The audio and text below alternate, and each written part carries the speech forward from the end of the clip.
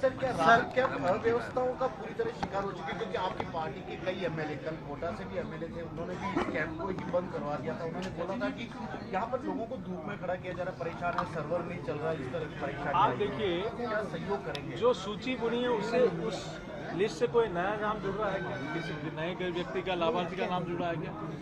जब वो सूची फिक्स है तो फिर उसको बुलाने का औचित्य क्या है?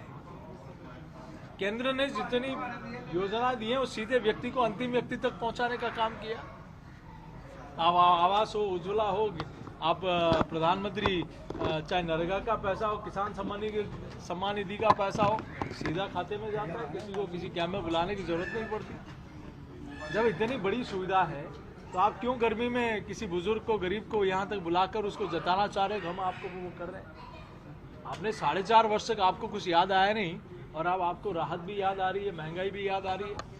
आपको अपना आईना उठा के देखना चाहिए कि पूरे देश भर में सबसे ज़्यादा महंगी बिजली, सबसे ज़्यादा महंगा पेट्रोल डीजल, सबसे ज़्यादा व्हीकल टैक्स कहाँ है? वो राजस्थान में है। इसके बारे में चिंतन करना चाहिए। आपको सारी कैंप लगाने का काम कर रहे हो, लेकिन वहाँ किसी के बैठने की कोई व्यवस्था नहीं सुचारू। अरे चौमू में कल 2 नेता भिड़ गए, शिविर के बाद 2 नेता भिड़ गए कुर्सी को लेकर। चौमू में शिविर था ये, उसको लेकर 2 नेता इस बात में भिड़ गए कि हमारी कुर्सी ऊपर क्यों नहीं लगाई आपस में। देखिए, कांग्रेस में 4.5 वर्ष में सिर्फ कुर्सी का खेल ही हुआ है। कोई कुर्सी बचाने का काम कर रहा है, मेरी कुर्सी कोई नहीं ले ले, कोई दूसरा खींचने का काम है कि इसको मैं कब, इस पे मैं कब बैठूंगा। सिर्फ इस दूरा कुश्ती में राजस्थान की जनता ने सफर किया है। आज आप ये देखिए कि 4.5 वर्ष में कितने किसान की जमीन कुर्क होने, नीलाम होने की हो कगार पर है, उसका जिम्मेदार कौन है? आज युवा को बेरोजगारी भत्ता नहीं मिला तो उसका जिम्मेदार कौन है?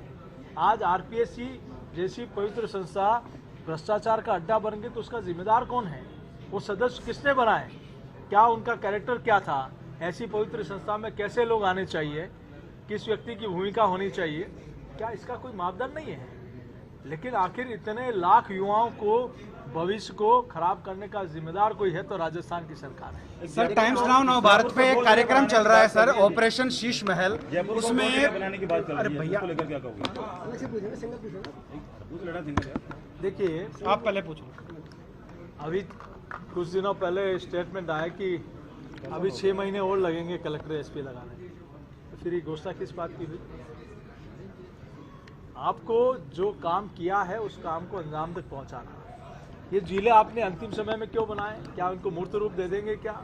क्या इनमें सारा इंफ्रास्ट्रक्चर खड़ा कर देंगे क्या? सारे ऑफिसर्स बैठा देंगे क्या? ये सारी है सिर्फ घोषणाएं हैं, थोथी घोषणाएं जो 18 में की थी कि हम संपूर्ण कर्जा माफ करेंगे, हम बेरोजगारी भत्ता देंगे, हम बिजली का दाम नहीं बढ़ाएंगे, हम सुशासन देंगे, हम राम राज्य लाएंगे।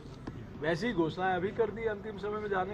वो सरकार में आने के लिए की थी, ये सरकार में वापस आने के लिए प्रयास कर रहे हैं, वो संभव नहीं। अब जनता सब जानते हैं। सर, एक अशोक गहलोत जी ने सर्वे करवाया, वो कह रहे हैं हमारी सरकार रिपीट हो रही है। उस सर्वे पे कितना भरोसा है?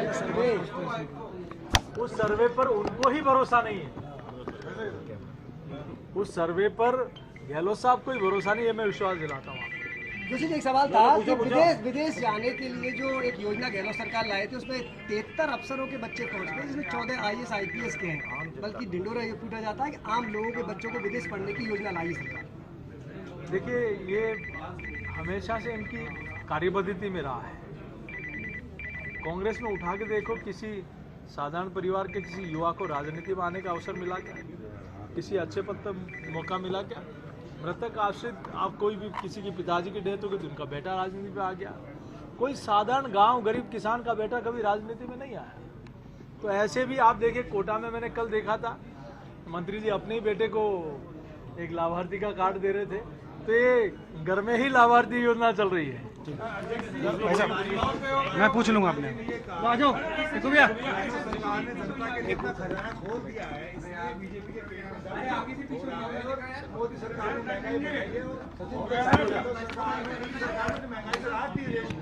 देखिए, इनको ये सोचना चाहिए